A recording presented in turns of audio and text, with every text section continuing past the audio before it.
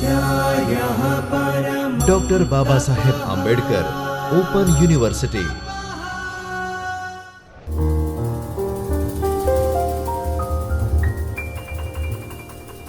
નમસ્કાર વિદ્યાર્થી મિત્રો, મારું નામ ડૉક્ટર ભાગ્યશ્રી રાજપૂત છે.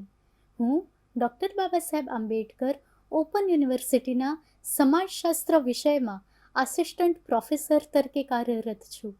હું આપ સૌ વિદ્યાર્થી મિત્રોનું ડૉક્ટર બાબા સાહેબ આંબેડકર ઓપન યુનિવર્સિટીના જ્યોતિર્મય પરિસરમાં આવેલ ચૈતન્ય સ્ટુડિયોમાં સ્વાગત કરું છું. વિદ્યાર્થી મિત્રો, આજે આપણે TYBAનો પાઠ્યક્રમ કુટુંબ, લગ્ન અને સગપણ સંબંધો તેના વિશે વ્યાખ્યાન લઈશું. આજનો આપણો આજે પાઠ્યક્રમ છે તેના એકમ નંબર 6 સમાજ વ્યવસ્થાના પાસાઓ તેના વિશે ચર્ચા કરીશું. વિદ્યાર્થી મિત્રો, આજનું આપણું આ જે એકમ છે તે એકમને શરૂ કરતા પહેલાં તેના મુખ્ય હેતુઓને ચકાસી લઈએ. આ એકમને સમજ્યા બાદ તમે સગપણ સંબંધોનો પરિચય મેળવી શકશો.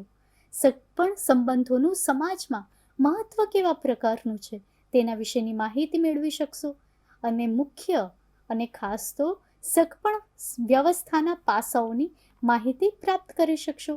તો વિદ્યાર્થી મિત્રો, આપણા આ જ મુખ્ય હેતુઓને ધ્યાનમાં રાખીને શરૂ કરીએ આજનું આપણું વ્યાખ્યાન.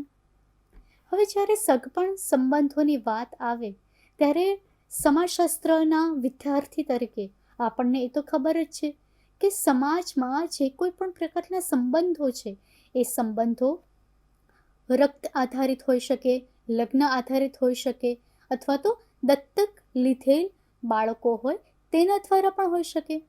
વિદ્યાર્થી મિત્રો, જ્યારથી માનવ સમાજ અસ્તિત્વમાં આવ્યો ત્યારથી જ પ્રત્યક્ષ અથવા પરોક્ષ રીતે સગપણ સંબંધો એ અસ્તિત્વમાં છે જ.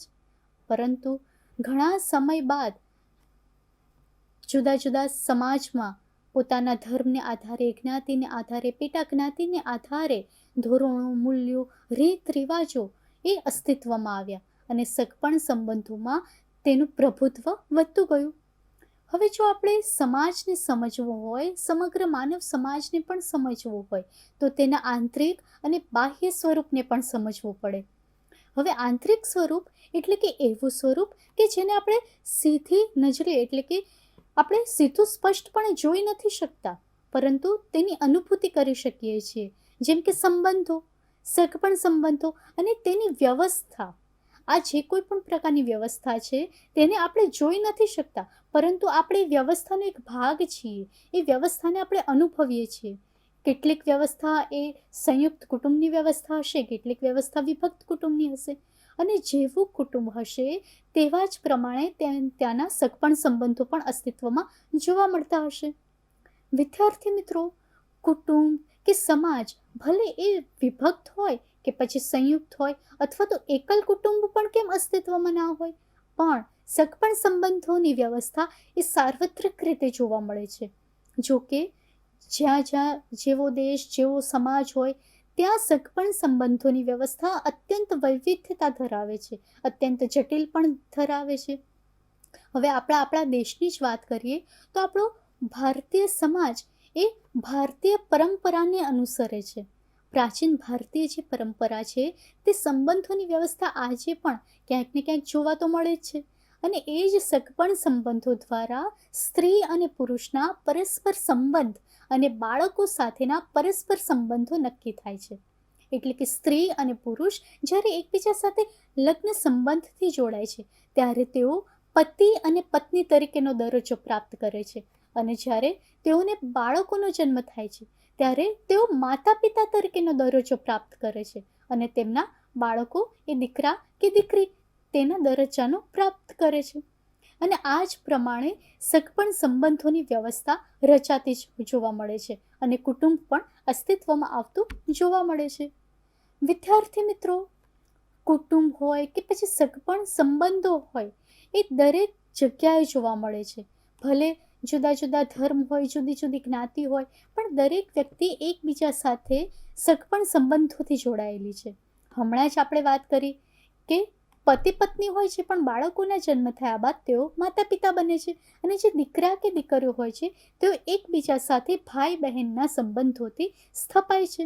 અને આ સંબંધો માતા પિતાના પોતાના બાળકો સાથેના સંબંધો એ રક્ત સંબંધો છે. અને બાળકોના યુવા વયે જ્યારે લગ્ન થાય છે ત્યારે એ જ બાળકો યુવાન વયે લગ્ન સંબંધથી બંધાય છે અને નવા જ સગપણ સંબંધો રચાતા જોવા મળે છે. અને રક્ત સંબંધોથી જ દત્તક સંબંધોથી અથવા તો લગ્ન સંબંધોથી જ સગપણ સંબંધો બંધાય છે અને સમાજ માન્ય દરજ્જા સંકુલ પ્રાપ્ત થાય છે. વિદ્યાર્થી મિત્રો, દરેક સમાજમાં ચોક્કસ પ્રકારના ધોરણો મૂલ્યો હોય છે અને એ જ ધોરણો મૂલ્યોને અનુરૂપ રહીને દરેક વ્યક્તિ પોતાનું જીવન નિર્વાહ કરે છે અને પોતાના કુટુંબ અને પોતાના સગપણ સંબંધને આગળ ધપાવે છે. વિદ્યાર્થી મિત્રો, સગપણ સંબંધોની આપણે આટલી બધી તો વાત કરી, પણ આપણે હવે તેની અર્થ અને વ્યાખ્યાને પણ સમજી લઈએ. આમ તો જુદા જુદા વૈજ્ઞાનિકોએ તેની વ્યાખ્યા આપી જ છે, પણ ખાસ કરીને નોટ્સ એન્ડ ક્વેરીઝ ઓન એન્થ્રોપોલોજીસ અનુસાર સગાઈ સંબંધ એવો સંબંધ છે જેની જાણકારી એ માતા પિતા, ભાઈ બહેન અથવા બાળકોના નિકટના સંબંધો દ્વારા પ્રાપ્ત થઈ રહી છે અને જેને સામાજિક કાર્યને માટે માન્યતા મળી હોય છે. હોબેલ નામના વૈજ્ઞાનિક એમ કહે છે કે સગાઈ વ્યવસ્થા એ દરજ્જાઓ અને ભૂમિકાઓનો એવો રિવાજ મુજબનું સંકુલ છે કે જે સગાઈ વ્યવસ્થાઓની વર્તણૂકને નિયંત્રિત કરતો હોય. ચાર્લ્સ વિનિક અનુસાર વંશીય સંબંધો કે જે સમાન મિશ્રિત સંબંધો હોય, રક્ત સંબંધોમાં સામાજિક રીતે માન્યતા પામેલા હોય છે, જે વંશીય બંધનોથી બંધાયેલા હોય તેઓનો સમાવેશ કરી શકાય. લ્યુસીમેર મુજબ પ્રાથમિક સામાજિક સમૂહો કોઈ પણ વ્યવસ્થાના સિદ્ધાંત પર અવલંબિત હોય એવા દરેક સમાજના રક્ત સંબંધો દ્વારા જોડાયેલા હોય છે અને ઘણી વખત તેઓનું સભ્યપદ એ વંશ દ્વારા નિશ્ચિત થયેલું જોવા મળે છે. વિદ્યાર્થી મિત્રો, સગપણ વ્યવસ્થાના અર્થ અને તેની વ્યાખ્યાને સમજ્યા બાદ હવે તેના મુખ્ય પાસાઓને સમજી લઈએ. સગપણ સંબંધો એ સાર્વત્રિક હોય છે.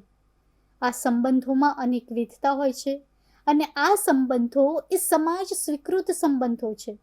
સગપણ સંબંધો એ રક્તના સંબંધો આધારિત હોય છે, વિવાહ અને સંતતિથી ટકી રહે છે. સગપણ સંબંધો એ એક સામાજિક વ્યવસ્થા છે અને દરેક સગપણ સંબંધીઓ વચ્ચે પરસ્પર હક અને ફરજો નિર્ધારિત થયેલા હોય છે. વિદ્યાર્થી મિત્રો, સગપણ વ્યવસ્થાના આ કુલ 7 પાસાઓ છે જે તમે યાદ કરી લેશો. આપણે યુનિવર્સિટીની સત્રાંત પરીક્ષામાં આ પ્રશ્ન તમને પૂછાઈ શકે છે. હવે આપણે આ સગપણ વ્યવસ્થાના મુખ્ય પાસાઓને વધુ વિસ્તૃત રીતે સમજી લઈએ. આપણે પહેલે જ વાત કરી કે સગપણ સંબંધો સાર્વત્રિક હોય છે. માનવ સમાજના અસ્તિત્વથી જ સગપણ સંબંધો અસ્તિત્વમાં છે, પરંતુ તેનું સ્વરૂપ એ જુદી જુદા પ્રકારનું હોઈ શકે. ઘણા બધા ધોરણો, મૂલ્યો, રીત રિવાજો અસ્તિત્વમાં આવ્યા બાદ લગ્ન વ્યવસ્થાની શરૂઆત થઈ, પરંતુ તે પહેલા પણ સ્ત્રી અને પુરુષ વચ્ચેના સગપણ સંબંધો તો હતા જ.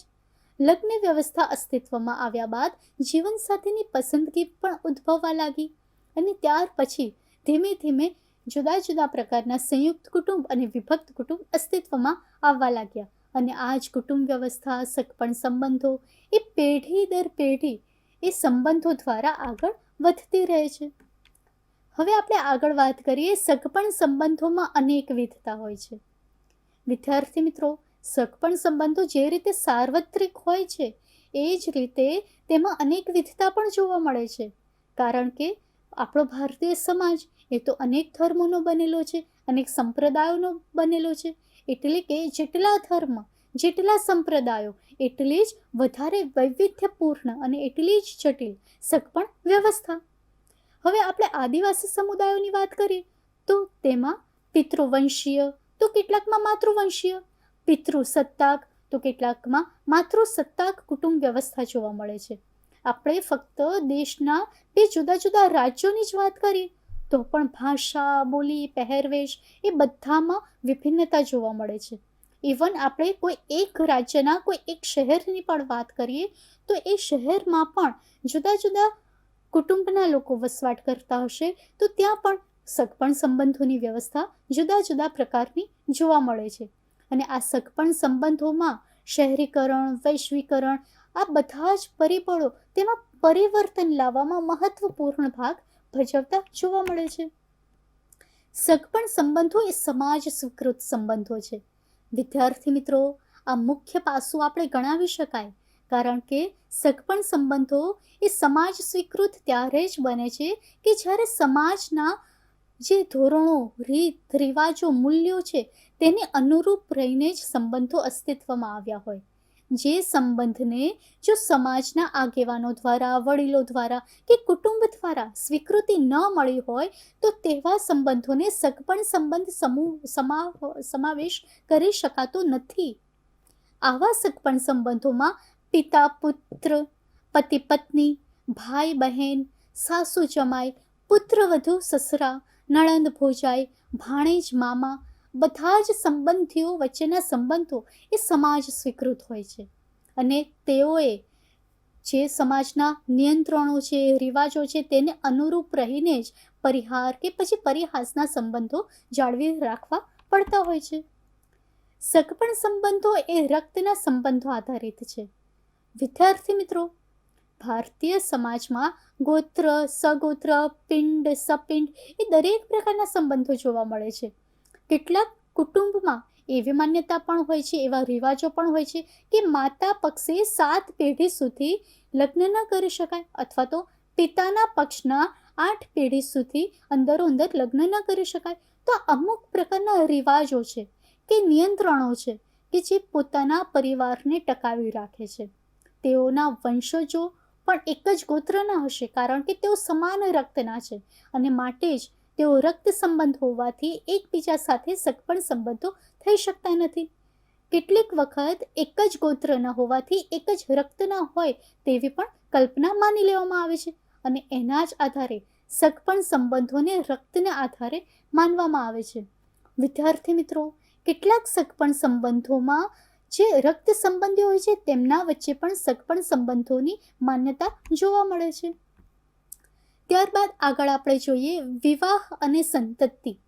વિદ્યાર્થી મિત્રો, સગપણ સંબંધો ત્યારે જ ટકી શકે જ્યારે સ્ત્રી અને પુરુષ વચ્ચેના સંબંધો એ વિવાહથી થયા હોય અથવા તો સમાજ સ્વીકૃતથી થયા હોય અને તેમના દ્વારા જે બાળકોનો જન્મ થયો હોય તેને પણ સમાજ માન્યતા પ્રાપ્ત થતી હોય છે. એક જ જ્ઞાતિમાં ગોત્ર અલગ અલગ હોઈ શકે છે. અલગ ગોત્ર એ સ્ત્રી પુરુષ વચ્ચે વિવાહ શક્ય બનાવે છે. વિવાહથી જોડાનાર પતિ પત્નીના સંબંધોથી જ બાળકોનો જન્મ થાય છે. માતા બાળક, કાકા કાકી, ફોઈ ભત્રીજા, મામા મામી વગેરે જેવા સગપણ સંબંધો પણ ઉદ્ભવે છે. આ રીતે સગપણ સંબંધોથી વિવાહ પણ ટકી રહે છે, સંતતિ પણ ટકી રહે છે અને એ સંતતિ દ્વારા જુદા જુદા સગપણ સંબંધોમાં પણ વધારો થતો જોવા મળે છે. હવે આપણે આગળ વાત કરીએ સામાજિક વ્યવસ્થાની. વિદ્યાર્થી મિત્રો, સગપણ વ્યવસ્થા દ્વારા સામાજિક વ્યવસ્થા ટકી રહે છે અને દરેક સમાજમાં માટે જ તો સગપણ વ્યવસ્થા ખૂબ જ મહત્વની છે.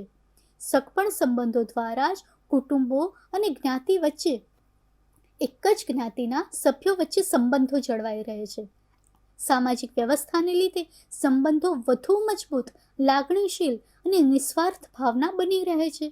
સામાજિક વ્યવસ્થા દ્વારા જ સમાજમાં એકરૂપતાનું નિર્માણ વધે છે, પ્રમાણ પણ વધે છે અને સગપણ સંબંધો દ્વારા સામાજિક વ્યવસ્થા ટકી રહે છે. પરસ્પર હક્કો અને ફરજો.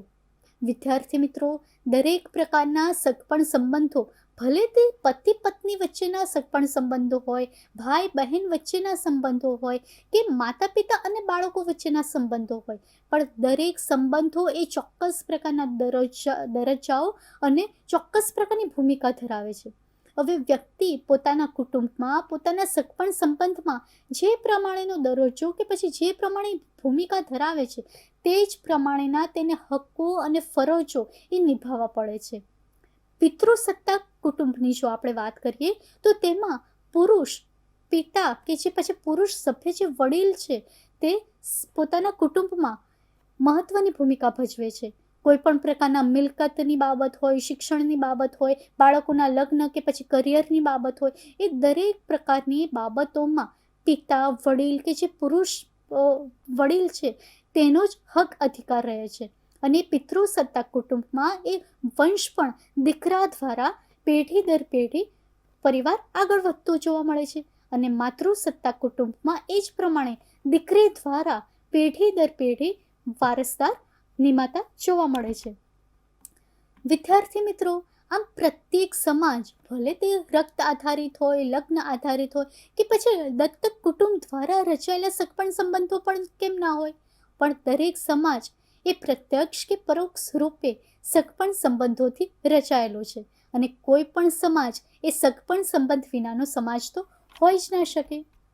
વિદ્યાર્થી મિત્રો, આજનું આપણું આ જે વ્યાખ્યાન હતું તે વ્યાખ્યાનના મુખ્ય મોસ્ટ આઈએમપી પ્રશ્ન છે કે સગપણ સંબંધોનો અર્થ સમજાવી સગપણ સંબંધના પાસા વિશે વિગતવાર ચર્ચા કરો. વિદ્યાર્થી મિત્રો, આજના વ્યાખ્યાન ઉપરાંત જો તમારે સગપણ સંબંધ વ્યવસ્થા વિશે વધુ માહિતી પ્રાપ્ત કરવી હોય તો આ પુસ્તકોની યાદી આપેલી છે જે તમે ચોક્કસથી વાંચશો. તો વિદ્યાર્થી મિત્રો, આજનું આપણું આ વ્યાખ્યાન અહીંયા પૂર્ણ કરીએ છીએ. હવે પછી મળીશું એક નવા જ વ્યાખ્યાન સાથે. ત્યાં સુધી હું ડૉક્ટર ભાગ્યશ્રી રાજપૂત. મને આપશો રજા. નમસ્કાર. स्वाध्यायः